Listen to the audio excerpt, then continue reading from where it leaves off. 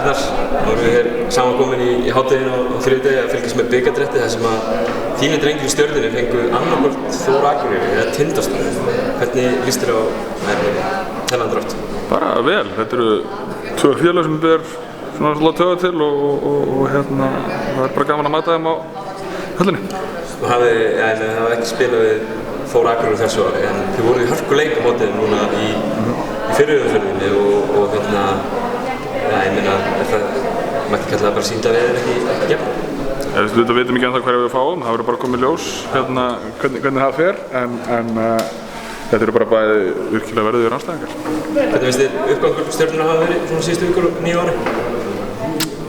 Við vorum ekki góðir í gærkvöldi sko, en náðum í sigurinn og það er það sem þetta snýrst og við þurfum bara að halda áfram að bæta okkur. Það er nú einhverjir 4 deildarleikir held ég, þá náttúrulega kemur að þessum leik, þannig að þetta er kannski ekki eitthvað sem er alltaf fyrir sér í dag. Það var náttúrulega titil að verja í höllinni.